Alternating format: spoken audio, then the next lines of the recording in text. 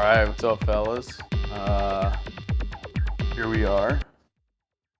Joe Shiesties. Joe Shiesties, whatever you want to call them at this point in time. First, they were the dogs, then they were the mids, and now they were the turf tussies, and now we're the Joe Shiesties rebuild. Might even have to change the name now because Joe Shiesty might not be on my team anymore, so we'll see. But here we are. It's been a good run.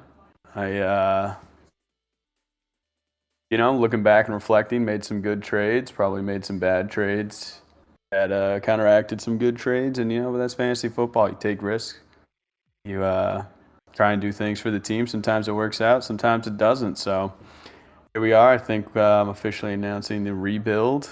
And, I look forward to it. A new chapter in Dynasty I've never experienced. So let's get after it.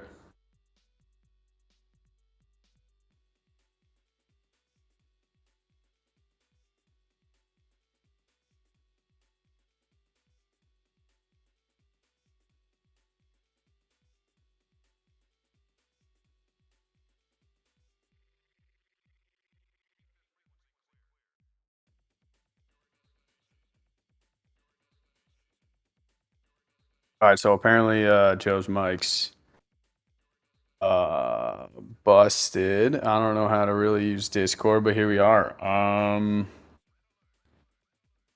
Let's This is quite the emergency podcast we got here. Let's see what's going on. Joey's texting me right now, so that's how we're doing this.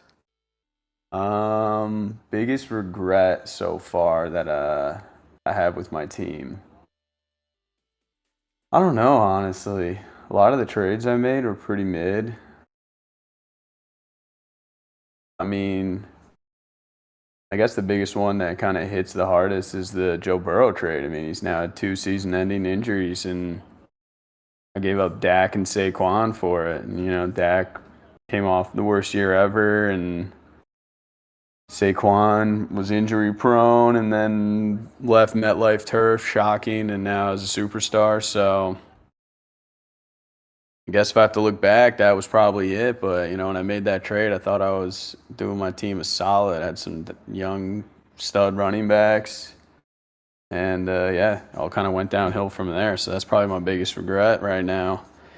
As far as who's on the block, I've already been getting messages. I have at least 4 inquiries as we speak into my team, most specifically for one player that I think you guys all know of. So I feel like that's going to be a hot bidding time contest. So the general idea for what I'm going to do is I'm going to release a list tomorrow of who's available and who's not. I'll edit the nicknames of my whole team. You guys will see who I'm looking to trade, who I'm definitely not trading, which will mostly be a couple young guys. I think most guys on my team will be available, but a few young guys I'm going to hold on to. And then there might be 1 or 2 guys I'm on the fence of trading. I have to kind of think about it a little bit more. And, I may trade them. I may not. We'll have to see what kind of offers come in, if any do, for some of these guys I'm thinking about. So we'll have to see about that. The full list is coming out. Most of the guys in my starting lineup are going to be on the block. So kind of going to be a situation where I think best available is going to win for most of these. If some of my guys aren't getting offers that I like, I may just hold on to them and see what happens in the off season or even later on in the season when the deadline kicks around. There might be a little bit more demand for some players as the season unfolds with questionable injuries and stuff like that. So I may not be quick to pull the trigger, but that's only if, some offers come in that I'm not really feeling at the time. But most of these guys will probably get some offers, I think. So, we'll just have to see how it goes. This is what's going on. So as I get another text from Joey here, says you're currently second all-time in wins. Where do you see yourself in 3 years? So 3 years puts us at 2028. In a perfect world, I guess I flip a rebuild around by 3 years, get back to being a playoff team. My team's kind of in a rough spot. We're sitting in that like 6 to 8, 6 to 9. Nah, I don't think I would finish ninth this league if I had a full squad. I mean, honestly, with my squad right now, I still have Jalen Warren, so he's on the bench. I guess he could replace Tyreek Hill right now, but I just have no depth. It's like on bye weeks, I'm kind of cooked going against anyone that's in like the top 7 of the league, but I might make the playoffs this year without if I don't sell, but like at what cost? What am I doing at this point? Just delaying the inevitable. Anyway, what was the question? Second all time in wins. Where do you see yourself in 3 years? Yeah, I don't really have a lot of draft picks. I have a couple young guys that are decent, so the rebuild might be tough. But if I actually make some good trades for once, maybe 3 years we're back to a playoff team, and I think I'd take that. I don't think I want to do like a 2-3 year rebuild, but if it happens, it happens. So that answers that question. Next one I have from Joe. Could JP play QB for your high school varsity team today and win a single game all year? No. Sorry. And I'm just going to say no. It's a good question. Hot topic, hot debate, but I'm just going to say no to that one.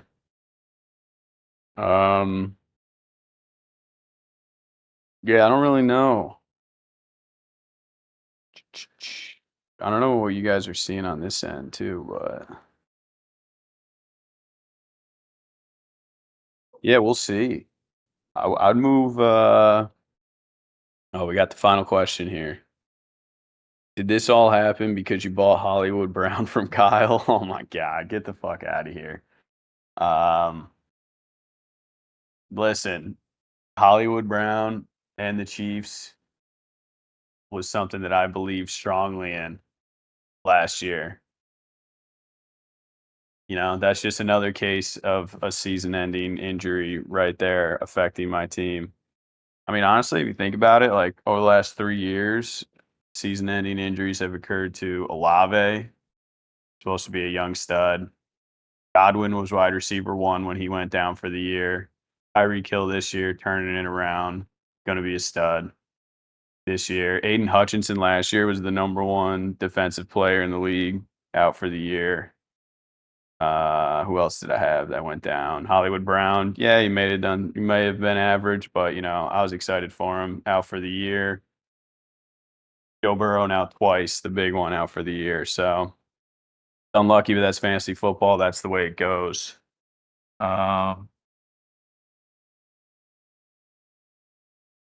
Let me clear the air on the Jake Browning thing too, because I know that was a hot debate.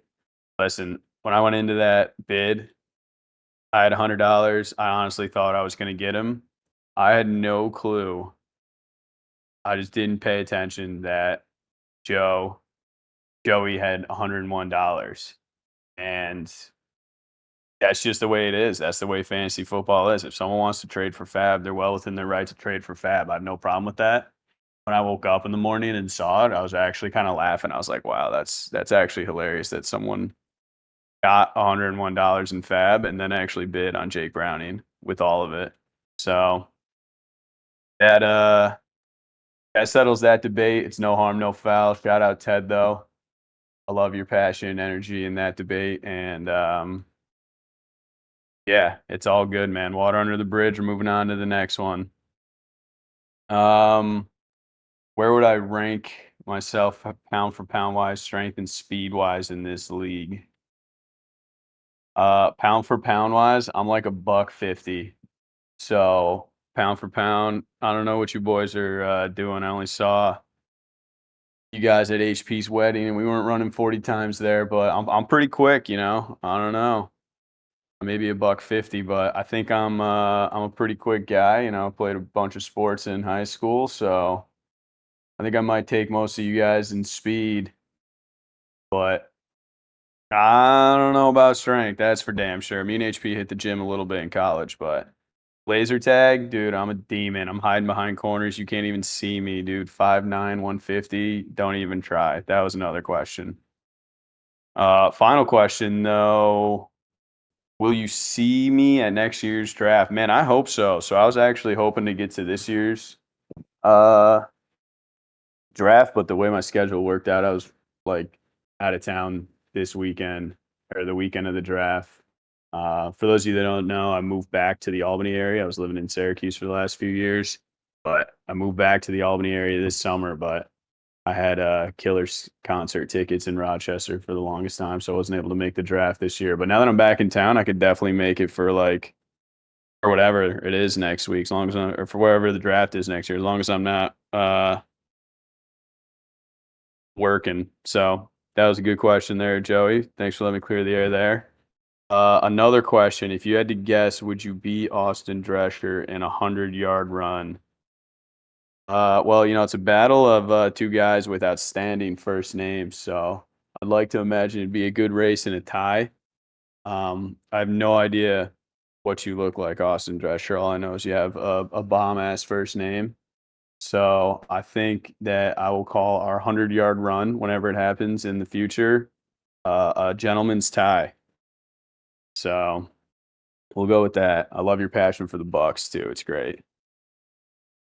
Um, Final thoughts here on the podcast. Yeah, I mean, most of you guys have seen this coming too. That I was doing a rebuild, and yeah, I guess today's the day.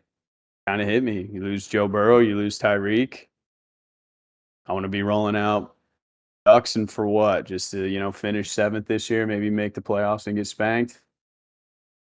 We'll tie it. We'll start the rebuild and see how it goes. I'm excited for it. Hold on, Joey, just text something.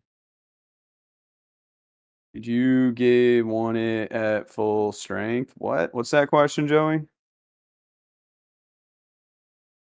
Would I have won it all at full strength? If my team was 100% healthy this year, could I have won it at full strength? Probably not. But sometimes in fantasy, you make a run in you get to the playoffs, you never know. You guys get hot. A couple guys drop 30-point bombs when you don't expect them. Fantasy is all about getting to the playoffs. A 6 seed can win it any given day. So goal is to always make the playoffs and go from there. Maybe some guys get hot at the end of years. Maybe injuries happen to other players on the team, and some wide receivers, need to step up. So that's my viewpoint on fantasy. If you make the playoffs, you always have a shot. Could I have won it all toe to toe, tit for tat, some of the best teams in the league on any given day? Probably not. You lose 9 out of 10 of them. But that 10% in the playoffs, I'll take any year or any time. So you never know. That was always my thought with this year, but that is that. So I think that's all the questions from Joey. Kind of a weird podcast here, but I love the podcast. I listen to all of them. You guys have great points. You talk a lot of shit, and it's kind of funny to listen to HP yap about everything that happens in the podcast and then comment on all the podcasts too. So I appreciate it, and good luck. Godspeed, fellas. Be on the lookout for my available list tomorrow.